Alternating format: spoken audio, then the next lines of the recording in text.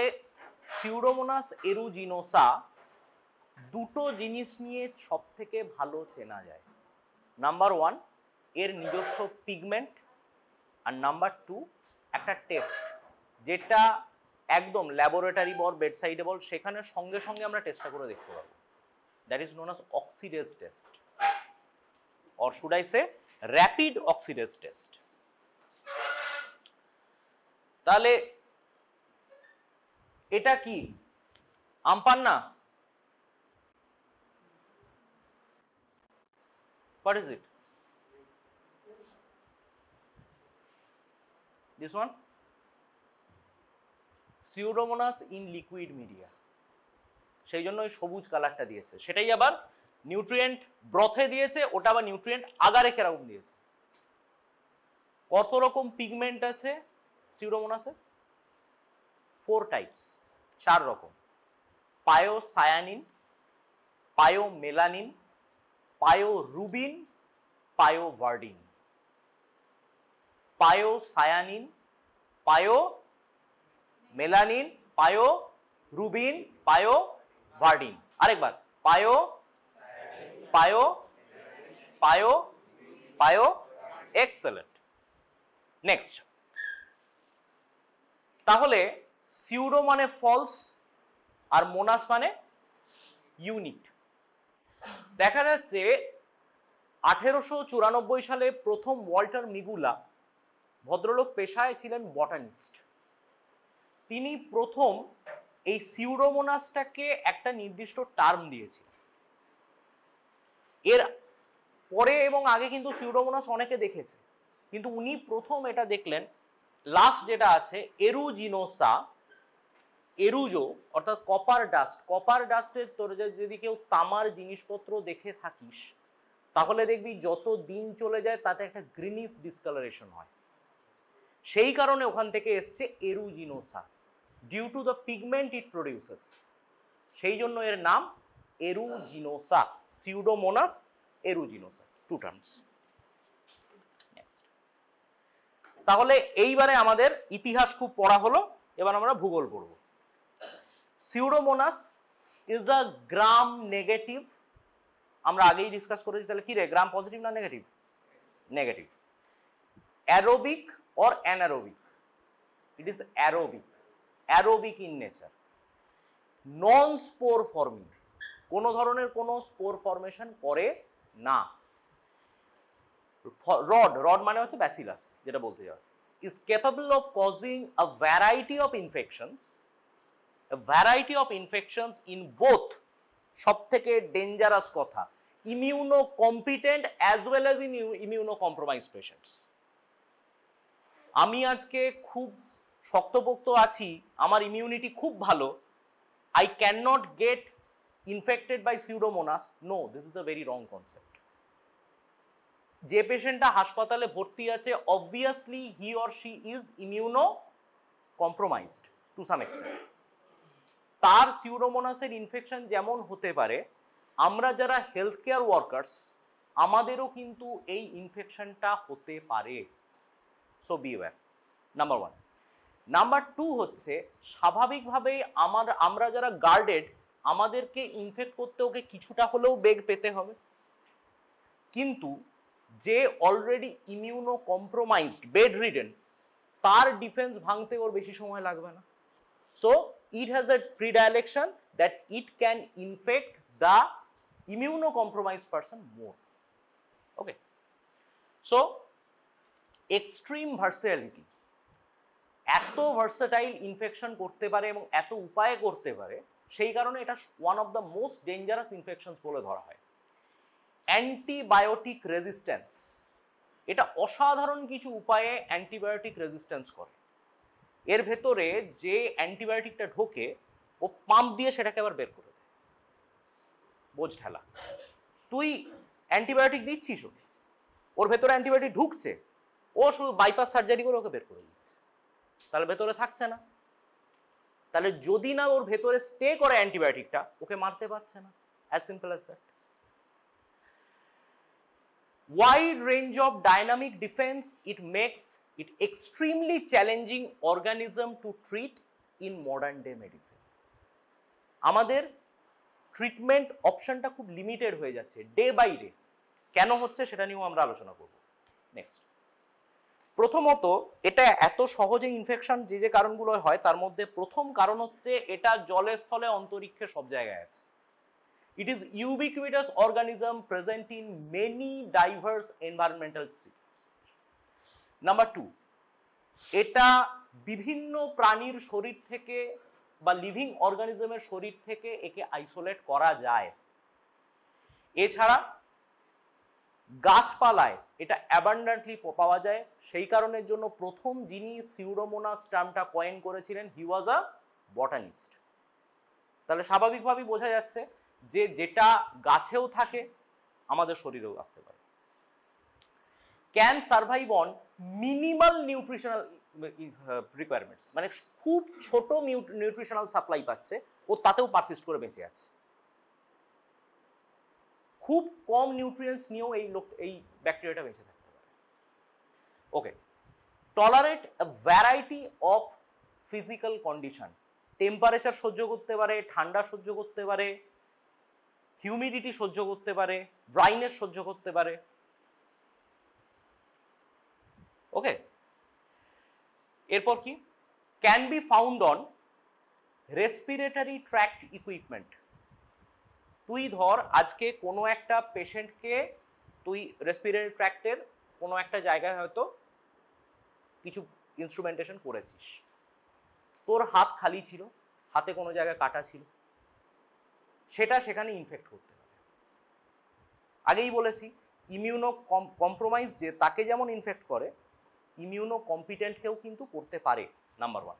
Number 2, মজার ব্যাপার দেখ, it can be found on antiseptics and soaps. Can you believe it? Antiseptics and soaps can also grow Pseudomonas.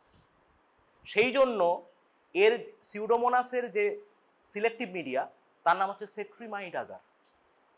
সেট্রিমাইডের মধ্যে অন্য কোনো bacteria grow করতে পারবে, সিউডোমোনাস পারে। ওকে, মানে সাবান দিয়ে হাত ধুয়েও আমার নিস্তার নেই। Sync,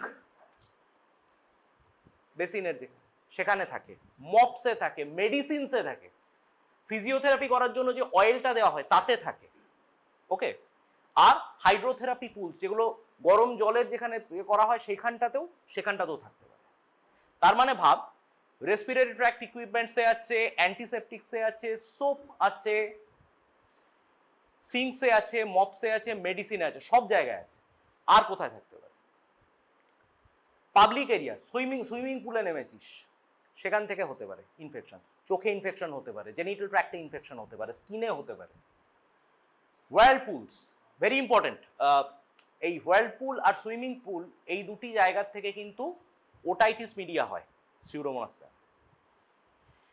hot tubs, contact lens solution notorious for causing corneal ulcer caused by Pseudomonas aeruginosa. I will show you the picture.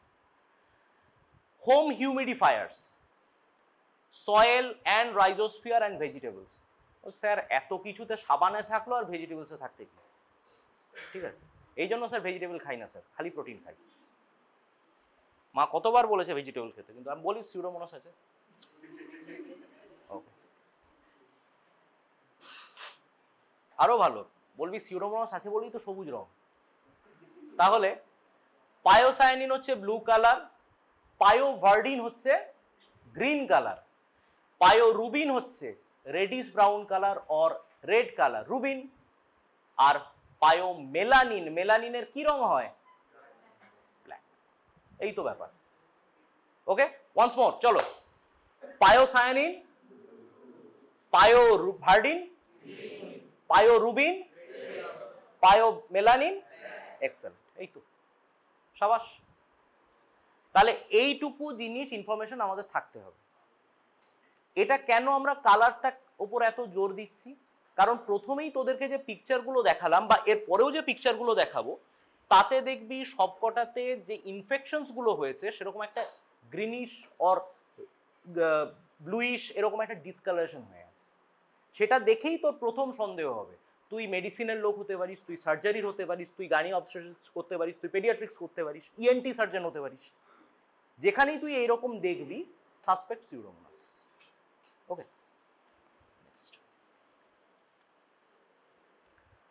এই লাস্টেরটা দেখ, দেখতে পাচ্ছিস একটা হলুদ কালার আছে, গ্রিনিশ কালার আছে, রেডিশ কালার আছে, and this is black, blackish. Okay, তাহলে এটা কি? পায়োমেলানিন। এটা আচ্ছা, এটা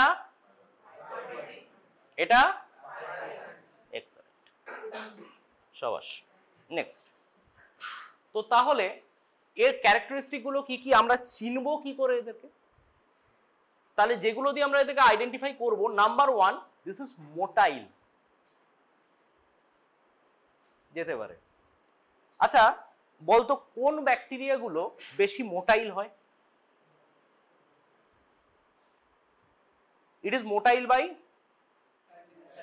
ওকে, তাহলে এরপরে ভাব, যদি আজকে একটা ব্যাকটেরিয়া হঠাৎ করে মোটাইল হয় কেন, এটা আগে দেখি, common sense. Yes, excellent. Nutrients যেটা, সেটা নিয়ে যদি কম্পিটিশন হয়, একই জায়গায় কম নিউট্রিয়েন্ট, এক গাদা ব্যাকটেরিয়া, স্বাভাবিকভাবেই টু অ্যাভয়েড কম্পিটিশন তারা কি করবে, যেখানে কম্পিটিশন কম সেই দিকটা যাওয়ার চেষ্টা করবে। সেকেন্ড হচ্ছে ইনভেশন, আরো চাই, আরো চাই, আরো চাই। ব্যাকটেরিয়া তো গ্রো করছে, নিজেকে এক্সপোনেনশিয়ালি গ্রো করায়। তো আগেই পড়লাম, খুব মিনিমাল নিউট্রিশনাল রিকোয়ারমেন্টস নিয়ে বাঁচতে পারে। তো যদি অ্যাবান্ডেন্স আসে, স্বাভাবিকভাবে ফ্লেয়ার আপ করবে, এক্সপোনেনশিয়াল গ্রোথ হবে, তখন সে কি করবে, আরো ইনফেক্ট করার চেষ্টা করবে, আরো নতুন জায়গা থেকে বাঁচবে, কারণ ওকে তো বাঁচতে হবে, আরেকটা নতুন জায়গায় যাবে। অবলিগেট অ্যারোব, স্ট্রিক্ট অ্যারোব, অক্সিজেনের সাপ্লাই ছাড়া বা অক্সিজেনের প্রেজেন্স ছাড়া বাঁচতে পারে না। Okay, oxidase and catalase positive, oxidase positive, catalase positive. Non fermentative chemoheterotrophic respiratory mechanism, অর্থাৎ এটা ফার্মেন্ট করে না, যদিও গ্লুকোজকে ইউজ করে অক্সিডেটিভলি। তাহলে 4টে পয়েন্ট কি কি হলো? 1 নাম্বার হচ্ছে এটা মোটাইল, এভরিওয়ান, এটা ফার্স্ট পয়েন্ট কি? মোটাইল। সেকেন্ডে কি আসছে? Obligate aerobes, very good. Oxidase positive, catalase positive, excellent. Non fermentative, excellent, excellent, excellent. এই 4টে পয়েন্ট বাবা মনে রাখতে হবে। এটা যদি আজকে পরীক্ষায় আসে, তাহলে আমাদেরকে এই 4টে পয়েন্ট কিন্তু মেনশন করতে হবে। This are the special characteristics. আরো আছে, আগে হয়ে গেছে নোট করা। নেক্সট, এক্সপোনেনশিয়াল গ্রোথ বুঝতে পারছিস? সো এই কারণের জন্য মোটাইল হতেই হবে।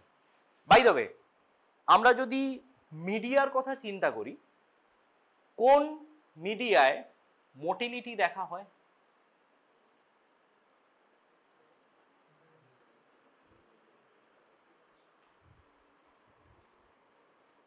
I want a solid answer.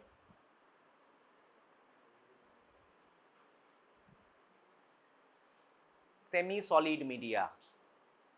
Clue দিলে ছানাগুলো কিছুতেই বুঝতে পারে না। উফ, তাহলে সেমি সলিড মিডিয়া।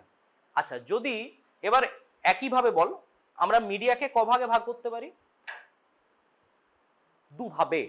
নাম্বার 1 হচ্ছে তার ফিজিক্যাল কনসিস্টেন্সি, আর সেকেন্ড ওয়ান ইজ তার নিউট্রিশনাল রিকোয়ারমেন্টস বা সেগুলো নিয়ে। তোর ধর যদি ফিজিক্যাল কনসিস্টেন্সি নিয়ে কি কি ভাগে ভাগ করি? সলিড, লিকুইড আর gaseous. Semi solid, very good, excellent. তাহলে সলিড, লিকুইড আর সেমি সলিড।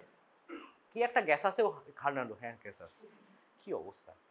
আর যদি নিউট্রিয়েন্টস রিকোয়ারমেন্টস অনুযায়ী ভাগ করি, তাহলে নাম্বার 1 সিম্পল মিডিয়া, তারপর দাঁড়া, আগে এক এক করে আয়। জোলাপ খেয়েছিস নাকি? হ্যাঁ সেটাই না ভাবছি, তুই তাড়াহুড়ো করছিস ওই জন্য বলছি। তাহলে প্রথম হচ্ছে সিম্পল মিডিয়া, সেকেন্ড তুই enrich type. Step by step add কর। একটা জিনিস অ্যাড করলি যেটা গ্রোথকে করাবে, তাহলে সেটা হচ্ছে এনরিচ মিডিয়া। তারপরেরটা কি আসবে বল? Enrichment media. এনরিচমেন্ট মিডিয়া কিন্তু সবসময় লিকুইড হয়, সেলেনাইটে ব্রথ, টেট্রাথায়োনেট ব্রথ। ওকে, এরপরে তারপরে অঙ্ক বল কি আসবে? Selective media. Excellent, selective media. তারপর ডিফারেন্সিয়াল মিডিয়া। আর কি আসবে? Transport media. আর অ্যানারোবিকটা কি করবে? রাখ, ও বেচারে অ্যানারোবিক বলে কি ও মানুষ নয়? তাহলে অ্যানারোবিক মিডিয়া। তাহলে ওয়ান্স মোর আরেকবার বলি, তাহলে ফার্স্টে হচ্ছে সিম্পল মিডিয়া, তারপর সিলেক্টিভ, ডিফারেন্সিয়াল, ট্রান্সপোর্ট। এক্সেলেন্ট। তাহলে সেমি সলিড মিডিয়ায় কিন্তু আমরা এটাকে গ্রো করাতে পারি। সিউডোমোনাসের জন্য সিলেক্টিভ মিডিয়ার কি নাম বললাম? Cetrimide agar. Excellent, cetrimide agar. Okay, next. ওই দেখ অক্সিডেজ টেস্ট, দেখতে পাচ্ছিস? তাহলে বোঝ, প্রথম হচ্ছে এটা একটা gram negative rod shaped organism, এটা নিয়ে আমাদের কোনো অসুবিধা নেই। এটা র্যাপিড অক্সিডেজ টেস্ট পজিটিভ, সঙ্গে সঙ্গে এরকম ডার্ক ব্লু কালার দিয়ে দেবে। এটা তার মানে কি, সঙ্গে সঙ্গে করা মাত্রই আমরা দেখছি একটা নন ফার্মেন্টার যেটা ল্যাকটোজ ফার্মেন্ট করেনি। আচ্ছা, এইবারে আমার দ্বিতীয় প্রশ্ন, কেউ বলতে পারবি যে এটা কোন কোন মিডিয়ায় গ্রো করানো উচিত? যদি আমি একটা মিডিয়াও বলি বা ধর দুটো মিডিয়া, তাহলে কোন মিডিয়ায় গ্রো করানো উচিত এটাকে? ম্যাককন কি আগার। ওকে, কেন? তার মানে ওর এনএলএফ প্রপার্টিটা আমি ওখানে ডেমনস্ট্রেট করতে পারবো, রাইট? Okay, very good. আর if I want to demonstrate the pigment production, excellent, nutrient agar, blood agar কেন বাবা? ওখানে তো এক্সপোনেনশিয়াল গ্রোথটা তুই পাবি, কিন্তু ওইখানে যে কালারটা আছে তার জন্য তো ওর অরিজিনাল যে কালারটাও প্রোডাকশন করছে বা পিগমেন্টটা প্রোডাকশন করছে সেটা অবস্কিওর হয়ে যাবে, সেটা চাপা দিয়ে আমার কোনো লাভ নেই। তার মানে আমাকে যদি আইডিয়াল ও কি কালার প্রোডাকশন করছে সেটা যদি দেখাতে হয়, তাহলে আমার যে ব্যাকগ্রাউন্ড মিডিয়া সেটা কি কালারে থাকতে হবে? কালারলেস।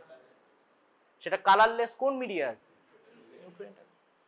আচ্ছা, একই সঙ্গে জিজ্ঞেস করি, কোন bacteria cherry red pigment production করে? চেরি রেড একদম, সেরাসিয়া, সেরাসিয়া মার্সেসেন্স। সেরাসিয়া মার্সেসেন্স আমরা যে সময় স্টেরিলাইজেশন পড়েছি সেই সময় পড়েছি, ফিল্টার বা এগুলোর ক্ষেত্রে কি করে বায়োলজিক্যাল কন্ট্রোল করতে হয় তাতে সেরাসিয়ার একটা রোল আছে। ওকে, তাহলে minimal nutritional requirement, many organic compound can use a carbon and nitrogen source but only a few carbohydrates by oxidative mechanism। আগেই বলেছি গ্লুকোজটাকে ব্যবহার করা হয় অক্সিডেটিভ মেকানিজম হিসেবে। সে এক্ষেত্রে ল্যাকটোজ কিন্তু ফার্মেন্ট করতে পারে না, সেই জন্য এনএলএফ নন ল্যাকটোজ ফার্মেন্টার পেল কলোনি, পেল কালার্ড কলোনি হিসেবে এটা থাকে।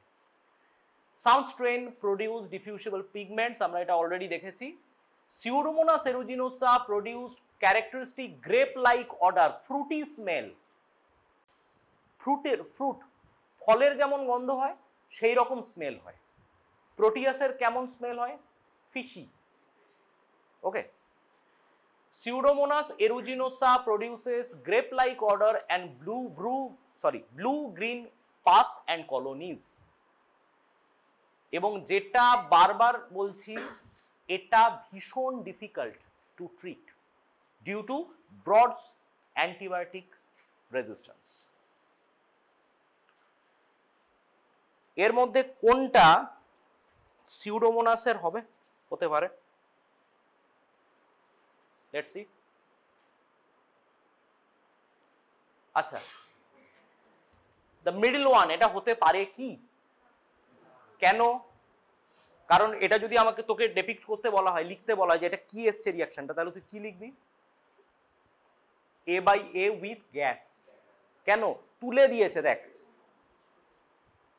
এ বাই এ উইথ গ্যাস কে দেয়? আগে কোন ব্যাকটেরিয়া পেয়েছিস সেটা A/A উইথ গ্যাস দেয়, বল? ইয়েস, এস্চেরিশিয়া কোলাই। এস্চেরিশিয়া কোলাই দিতে পারে, ক্লেবশিয়েলা দিতে পারে, ঠিক আছে। কিন্তু যদি প্রোটিয়াস হয় তাহলে এর মধ্যে কোনটা দেবে?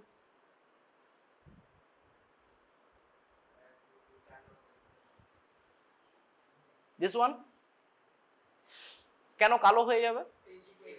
H2S production. এক্সেলেন্ট। বলতে পারবি আর কোন ব্যাকটেরিয়া আছে যেটা H2S প্রোডাকশন করতে পারে? ছোট করে করে, সেই জন্য এত ছোট হয় যে টিএসআই তে এইটুকু একটা ছোট্ট করে কালো একটা স্পট আসে, সেটা থেকে নাম হয়েছে মুস্ট্যাচ সাইন। মুস্ট্যাচ সাইন, গোফের মতো। এবং সেটা গোপ কেছে বাটারফ্লাই গোপ যেমন আগে হতো, লোকে বলে হিটলার, কিন্তু আমি বলি চার্লি চ্যাপলিন। চার্লি চ্যাপলিন গোফের মতো। নো, প্রোটিয়াস দেখ না, কালো করে দিয়েছে পুরো। সালমোনেলা। সালমোনেলা নাম শুনেছিস? কে কি করে? Enteric fever. As simple as that. এই তো। ওকে, তাহলে এর কত রকম কলোনি হতে পারে? দেখ, 6 রকম কলোনি হয়, ঠিক আছে। আর এখানে যেগুলো যেগুলো আছে ভিরুলেন্স ফ্যাক্টর, তার মধ্যে একটা হচ্ছে এর ক্যাপসুল। এছাড়া আছে কি কি? পিলি, লাইপোপলিস্যাকারাইড, পায়োসায়ানিন। টক্সিনসের মধ্যে exotoxin A, exotoxin S, cytotoxin, elastase, alkaline protease, phospholipase C, আর rhamnolipid. Last but not the least, antimicrobial resistance. Don't worry, everything is in your book. সবকটা তোদের বইতে আছে, কিন্তু এই জিনিসগুলো মনে রাখতে হবে। তোরা তো গোটা বইটার মধ্যে তোরা বুঝতে পারবি না যে কোন চার্টটা পড়তে হবে, কোন পয়েন্টটা পড়তে হবে। This are the virulence factors. Virulence factor তোদের টেক্সট বইতে আছে, কোনো টেনশন নেই, শুধু মার্ক করে রাখ যে এটা আমাকে পড়তে হবে। ওকে, তাহলে আরেকবার আমরা আলোচনা করে নিই। নাম্বার 1 হচ্ছে স্ট্রাকচারাল কম্পোনেন্ট যেগুলো ভিরুলেন্স আছে, তার মধ্যে কি কি আছে?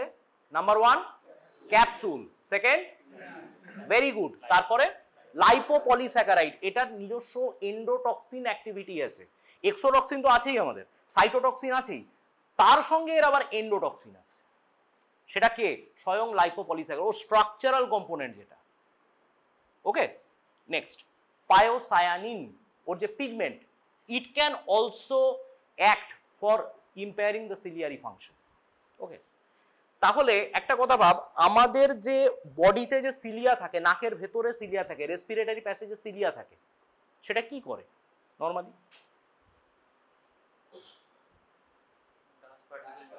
এক্সেলেন্ট। শুধু ডাস্ট নয় বাবা, যে কোনো ফরেন পার্টিকেলকে এটাকে বের করে দেয়। মার ঝাড়ু মেরে ঝেঁটিয়ে বিদায় কর। কিন্তু যখন সেটা ভেতরে সিউডোমোনাস একবার বসে গেছে অ্যান্ড ইট ইজ প্রডিউসিং পায়োসায়ানিন, ওখানে কিন্তু তো হোস্ট সিলিয়ারি ফাংশন যেটা, সেটাকেও নষ্ট করে দিচ্ছে। তাহলে কি করছে? ও বের করতে পারছে না। এরপরে যে কলোনিটা ওখানে তৈরি হবে বা ওখানে সেটেল করে যাবে, we do not have the intrinsic power to expel it out. Understood? তাহলে এরপরে টক্সিনসের মধ্যে আসছে exotoxin A, exotoxin S, cytotoxin আসছে। মানে ইউক্যারিওটিক যত মেমব্রেনস আছে, দেখ, লিউকোসাইট ফাংশনকে করতে দেবে না। মানে আমাদের বডির সৈন্যকারা লিউকোসাইটস, তাদেরকে নষ্ট করে দিচ্ছে। পালমোনারি মাইক্রোভাস্কুলার ইনজুরি করতে পারে। সেই কারণের জন্য this is notorious for causing respiratory tract illness, specially pneumonia, bacterial pneumonia. Okay, this is also a causative agent for ventilator pneumonia, VAP, ventilator associated pneumonia। এবার মজা হচ্ছে, like all other hospital acquired infections, এটা যেহেতু হাসপাতালে থাকে, সাবানের মধ্যে থাকে, অ্যান্টিসেপটিকের মধ্যে থাকে, তো সেই কারণে ইট ইজ রেজিস্ট্যান্ট। তাহলে যখন ভ্যাপের agent Pseudomonas, I am afraid prognosis খুব একটা ভালো নয়। কারণ যে মেডিসিনসই আমরা দেব, সেটা কিন্তু একটা ডেড এন্ডে এসে আটকাবে। খুব কম মেডিকেশন আছে এখন, অনেক পাইপলাইন মেডিকেশনকে ইউজ করতে হচ্ছে, ধর পেশেন্ট রেসপন্স করছে না, এই কারণে কিন্তু মাইক্রোবিয়াল কালচারটা সেই মুহূর্তে ভীষণ ইম্পর্টেন্ট। আমরা আরো দেখছি, চল। তাহলে কোথায় কোথায় করতে পারে? মেনিনজাইটিস করতে পারে, আই ইনফেকশন করতে পারে, ব্লাডে ব্যাকটেরিমিয়া অ্যান্ড সেপ্টিসিমিয়া অর্থাৎ যেটা সেপসিস করতে পারে, এন্ডোকার্ডাইটিস করতে পারে, বার্ন ইনফেকশন। বার্নের ক্ষেত্রে আমরা একটা ব্যাকটেরিয়াকে সব থেকে বেশি ভয় করি, সে হচ্ছে সিউডোমোনাস। ওকে, লোকালাইজড ইনফেকশন করতে পারে, ইউটিআই করতে পারে, নিউমোনিয়া বা respiratory tract infection, biofilm production করতে পারে। বায়োফিল্ম মানে ইয়েস, ভেরি গুড। তাহলে এটা একটা লিভিং ইকোসিস্টেম তৈরি করে দিয়েছে, যেখানে বর্মের মতো, যার ভেতরে ভেদ করে কোনো অ্যান্টিবায়োটিক ঢুকতে পারে না। At least they do not let the antibiotics reach the killing concentration. Okay, next. তাহলে আরেকবার দেখি, pulmonary infections common in patient with cystic fibrosis. What do you mean by cystic fibrosis? Very good. তাতে কি হয়?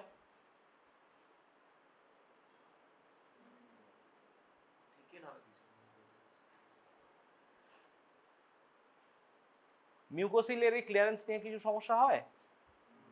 ওকে, তোরাই বলবি পরে পরে। Burn wounds infection and other soft tissue infection which can be life threatening. Urinary tract infection, mostly it is an organism for COTY infection, catheter associated UTI. এবার যদি catheter associated UTI হয়, লোকে কি ক্যাথিটার বাড়িতে করে? কোথায় করে? তার মানে it is a positive organism for hospital acquired infection. External otitis, swimmer's ear, আগেই বলেছি হট টাব বা তোর যেখানে জলে ডোবা হচ্ছে কোনো কারণে, সুইমিং পুল, এসব জায়গায় কানে যেখানে জল ঢুকছে, এটা কিন্তু ওটাইটিস মিডিয়া করতে পারে। আই ইনফেকশন, যেহেতু কন্ট্যাক্ট লেন্স ইউজারদের ওই সলিউশনে যদি ওটা কখনো কলোনাইজ করে যায়, যারা সেটাকে পড়ছে তাদের ক্ষেত্রে কর্নিয়াল আলসার হয়ে যাবে, বিওয়্যার। ওকে, তাহলে হিমোলাইটিক কলোনি, গ্রিন পিগমেন্টেশন আর grape like odour and positive oxidase test, এর সাথে আরো একটা জিনিস মোটিলিটি, এগুলো সমস্ত মিলে আমরা এটাকে ডায়াগনোস করি। তাহলে যদি আমাকে ব্লাড আগারে কলোনি দেয় যেখানে হিমোলাইসিস দেখানো হয়েছে, যদি দেখি ম্যাককনকিতে ওটা নন ল্যাকটোজ ফার্মেন্টার উইথ টিপিক্যাল একটা ফ্রুটি অর্ডার আছে, সেটা যেই আমি অক্সিডেজ করলাম সঙ্গে সঙ্গে নীল হয়ে গেল, মানে র্যাপিড অক্সিডেজ পজিটিভ। ওকে, তাহলে এইগুলো যদি থাকে তাহলে কিন্তু আমাদের ওটা কি হবে? সিউডোমোনাস।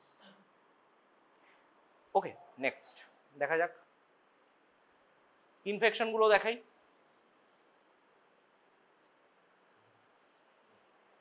দেখ কত কি ধরনের এক্সটেন্সিভ ইনফেকশন করতে পারে। কর্নিয়াল আলসার, ইমপ্ল্যান্ট দেওয়া হয়েছে, সেই ইমপ্ল্যান্টে ইনফেকশন হয়ে গেছে। ওকে, তাহলে ল্যাবরেটরি ডায়াগনোসিস, যদি আজকে ল্যাবরেটরি ডায়াগনোসিস ফর সিউডোমোনাস আসে, আমি প্রথমে দেখব আমার কাছে যে পেশেন্ট এসেছেন তার সিমটমস কি। ইউরিনারি ট্র্যাক্ট ইনফেকশন হলে ইউরিন, যদি দেখা যায় তার কোনো একটা জায়গায় ইনফেকশন, লোকালাইজড ইনফেকশন হয়েছে তাহলে পাস, যদি দেখা যায় তার ফিভার আছে, ব্যাকটেরিমিয়া অর সেপ্টিসিমিয়া তাহলে ব্লাড, যদি দেখা যায় মেনিনজাইটিস তাহলে সিএসএফ, যদি দেখা যায় তার রেসপিরেটরি ট্র্যাক্ট ইনফেকশন স্পুটাম। এছাড়া আমরা থ্রোট সোয়াবও নিতে পারি, আবার উন সোয়াবও নিতে পারি। এক্ষেত্রে এটা আগে কি বলেছি, এটা অ্যারোবিক না অ্যানারোবিক? Strictly aerobic. ওকে, তাহলে সোয়াব নিলে আমাদের কোনো সমস্যা নেই। অলরাইট, এবার ম্যাককনকিতে তাহলে কি আমরা কলোনি পাবো? ম্যাককনকিতে কি কলোনি পাবো? পেল কালার কলোনি। তাহলে নিউট্রিয়েন্ট আকারে কি পাবো? Green pigment with Frooti aroma বা ফ্রুটি অডর, তাই তো? Milk agar may be added to nutrient agar to give a white background. ওকে, তাহলে আমরা যদি এর আমরা তুলনাটা দেখি, তাহলে দেখ ইন্ডোল কি আসবে? নেগেটিভ। সবাই একসাথে loud and clear. Indole MR negative, VP negative, citrate actually এটা ভ্যারিয়েবল আসে, পজিটিভ আসতে পারে নেগেটিভও আসতে পারে, ভ্যারিয়েবল। জেনে রাখ পজিটিভ আসার চান্স বেশি। টিএসআই কে বাই কে আসবে, K by K. Okay, gas হবে? No. H2S? No. Motility? Yes. Urease? Oxidase? Okay, তাহলে citrate utilised but urea not hydrolysed. আমাদের রিঅ্যাকশন গুলো মনে রাখতে হবে একটু, তাই তো? তাহলে যদি আমি সাসপেক্ট করছি যে এটা অক্সিডেজ পজিটিভ, তার মানে সিউডোমোনাস এসেছে, তাহলে কিভাবে সেটা সাপোর্টেড হবে ল্যাবরেটরিতে পরীক্ষার সময়? আমরা বায়োকেমিক্যাল চাইব। বায়োকেমিক্যালে কি পাবো? Indole negative, citrate positive, urease negative not hydrolysed, আর টিএসআই কে বাই কে। এই চারটি জিনিস কিন্তু বাবা মনে রাখতেই হবে। এই চারটে জিনিস আমাদের ওই চারটে সাজানো থাকবে, ইন্ডোল থাকবে, সাইট্রেট থাকবে, টিএসআই থাকবে, ইউরিয়েজ থাকবে। এই চারটের কিন্তু ডেটাটা আমাদের মনে রাখতে হবে। Once more, indole, citrate, urease আর TSI K by K, K by K. Excellent, হয়ে গেল। So last but not the least, একটা কথা খুব ইম্পর্টেন্ট বলার আছে। যখনই আমরা এই ধরনের কোনো পেশেন্টকে পাবো যে who is suffering from Pseudomonas aeruginosa infection, আমাদের কিন্তু ব্রড স্পেকট্রাম অ্যান্টিবায়োটিক যেগুলো, সেগুলোর থেকে আস্তে আস্তে ন্যারো স্পেকট্রামের দিকে মুভ করে যেতে হবে।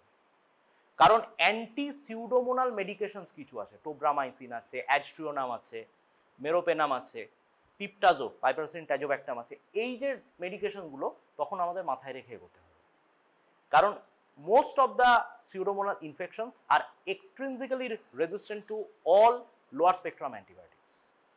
ছোট অ্যান্টিবায়োটিক হবে না, ব্রহ্মাস্ত্র রাখতে হবে। ওকে, আন্ডারস্টুড এভরিওয়ান? Got it? চলো।